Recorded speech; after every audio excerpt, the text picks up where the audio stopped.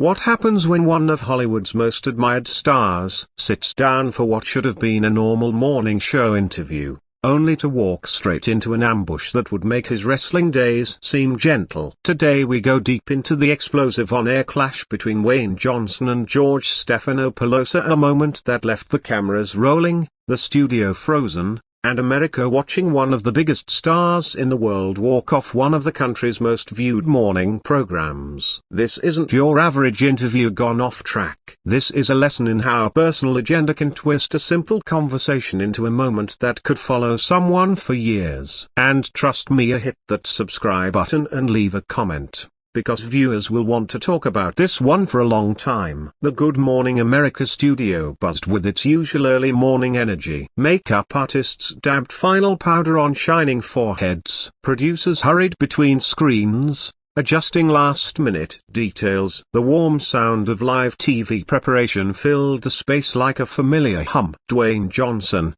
sharply dressed in a charcoal suit that matched his strong frame, sat comfortably in the interview chair. He flashed his trademark smiley, the same smile that won him millions of fans around the world. He had done this routine many times, promoting his newest movie on various morning shows with the smooth confidence of a man used to the spotlight.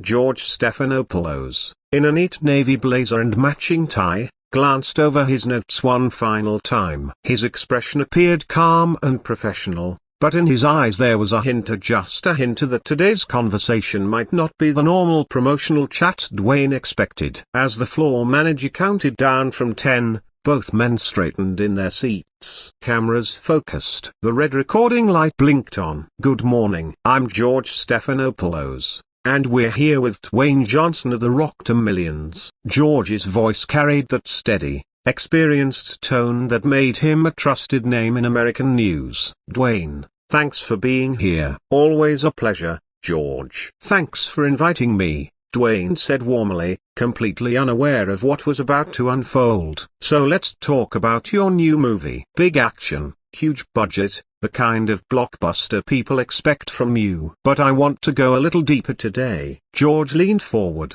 his tone shifting just slightly. You've built this massive brand around being the people's champion, the guy from humble beginnings who rose to the top. But some critics say that story might not be as genuine as it appears. Dwayne's smile faded for a moment, barely noticeable, but real. I'm not sure what you mean by that, George. My life is my life. I've always been honest about where I came from and how I got here. Let's look at that journey. George lifted his notes with almost theatrical timing. Your father was a professional wrestler. You went to the University of Miami on a football scholarship. You had connections in the entertainment world because of your family's wrestling history. Some people say your humble beginnings story leaves out the advantages you had along the way. The studios seemed to get colder. Dwayne straightened his back. His jaw tightened, though he kept his voice steady. George, I think you're twisting my background. Yes, my dad wrestled. But that doesn't mean I had it easy. We struggled with money. We moved around. I had to fight for everything I got through hard work. But you can't deny that having a father in the business gave you access that others didn't get. George pressed, sounding more like a prosecutor than an interviewer. Isn't it misleading to present yourself as an underdog when you basically started with industry connections? Dwayne's composure began to strain, though he hid it well. What I won't deny is I'm grateful for the opportunities I got, but I never took them for granted. I worked for everything I have, and I've always tried to use my platform in positive ways. Help others, George repeated, his voice carrying a sarcastic edge. Let's talk about that. Your social media image is very polished, motivational, inspiring. But behind the scenes, industry insiders describe a different version of you. Someone very controlling. Someone who demands script changes, limits how other actors can appear in scenes with you. Are you really as generous and collaborative as you seem? The accusation floated in the air like smoky, heavy and suffocating. Dwayne's hands tightened around the chair arms. His voice came out low, with a clear warning. George, watch what you're implying. I've worked with hundreds of people and always tried to be respectful and professional. But that's not what some of your co-stars say in private. George interrupted, fully aware of the fire he was spreading. People close to major productions say you care more about your image than the work. That you're so brand-focused you've lost touch with the authenticity that made you popular. Sources? Dwayne said sharply. Anonymous sources with vague accusations. That's the journalism you're proud of. I remember when you reported facts, not rumors. George's expression brightened not kindly, but with the satisfaction of someone who felt he had struck a nerve. I'm asking questions that people want answers to. Your rise in Hollywood has been huge, but some wonder if it's real or just a carefully constructed image. Manufactured? Dwayne echoed, tasting the word like it was poison. You know what's manufactured, George? This interview. This setup. You invited me here to talk about the movie and instead you're trying to tear me down with gossip. The studio fell completely silent. Producers whispered urgently. Camera operators exchanged confused glances. The energy that normally filled the room disappeared, replaced by a thick, heavy tension. George, however, seemed energized by the chaos he had created. Let's talk about your business decisions, he said, ignoring every warning sign. Your production company has been involved in projects where you demanded unusual creative control. Some executives complain about your inflexibility and ego. Dwayne let out a short,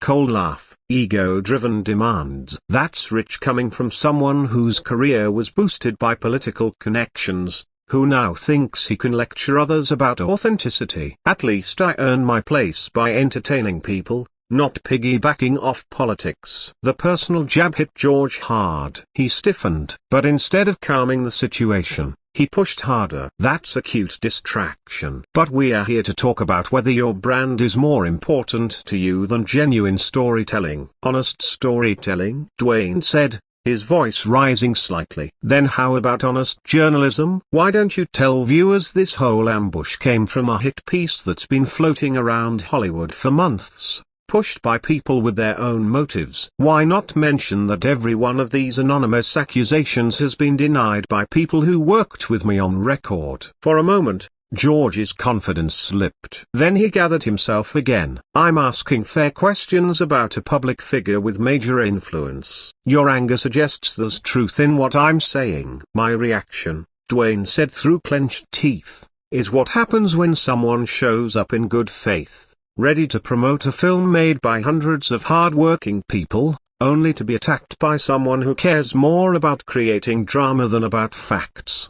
I'm doing the kind of interview that holds powerful people accountable. George shot back. If you can't handle tough questions, maybe you're not as prepared for your influence as you claim. The words dropped between them like a thrown glove. Dwayne stared at him, shifting from calm entertainer to something far more intense. His voice, when it came, carried the force of someone used to fighting battles. Let me tell you about responsibility, George. I'm responsible for my words, my actions, my projects, and the people who depend on me. What I'm not responsible for is false narratives created by people who have never stepped foot on a film set, never employed anyone, never contributed anything real.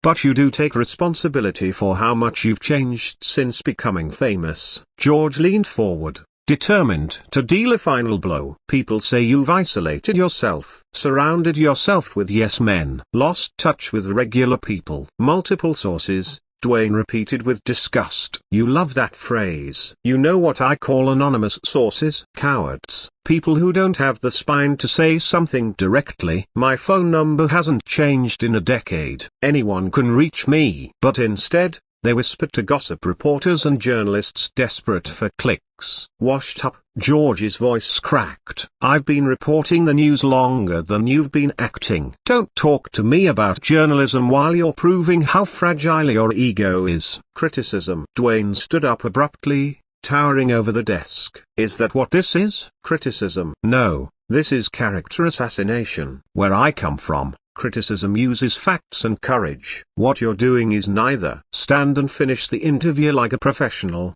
George snapped, standing as well despite being dwarfed by Dwayne. Walking away makes you look guilty. Walking away? Dwayne repeated, his voice dangerous. "I've never run from anything. But I'm not staying here while you push lies. This is accountability," George insisted, though his voice shook. "Someone needs to check if the most powerful man in Hollywood is who he claims." "The real me," Dwayne said, losing the last of his patience. "I wake up at 4:30 to work harder than anyone. I visit sick kids. I visit troops. I employ thousands." "But jury, let's talk about anonymous sources who didn't get hired because they couldn't keep up." The studio descended into complete confusion. Producers wildly signaled for commercial. Camera operators didn't know whether to keep filming. The air felt electric with panic. "And there it is," George said triumphantly, "the real Dwayne Johnson. Not the kind hero you show online, but someone so ego-driven he can't handle a single question." The moment he said that, Dwayne went completely still. The anger that had been rising froze into something sharper. "You're right, George. This is the real me. The real me doesn't pretend rumors are facts. The real me knows when my time is being wasted." "You want a headline? Here it is." He unclipped his microphone slowly, calmly. "This interview is over. You can't walk off," George blurted, panic finally breaking through. "This is live TV. You agreed to a full segment." "I agreed to an interview, not a hit job," Dwayne said coolly. "You want to talk accountability? Tell your viewers this whole ambush came from you chasing a story nobody else wanted." George's face drained of color. "That's noter I didn't. Those accusations are anonymous sources," Dwayne said with a cold smile. "Sounds familiar?" "Difference is, my sources are willing to go public." "Want me to call them?" Producers whispered frantically into George's earpiece,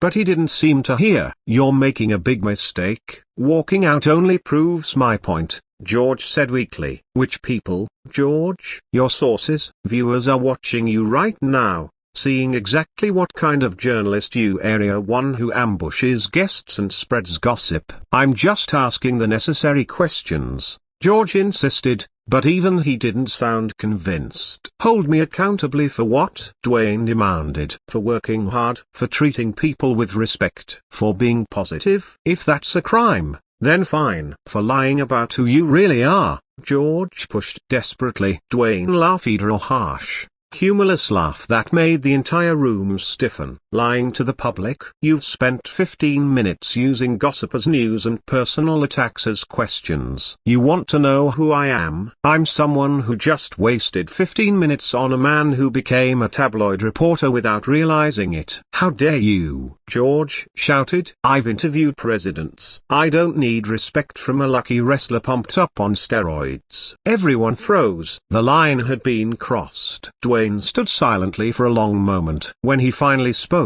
his voice was soft, dangerously soft. "Steroid-enhanced wrestler who got lucky. Good. Thank you. Thank you for showing everyone the truth. Strip away the suit and the desk, and you're just a bitter, insecure man who hates seeing someone else succeed." "I'm not jealous of you," George yelled, red-faced. "No?" Dwayne said quietly. "Then explain this interview. Explain why you invited me here under false pretense, sir."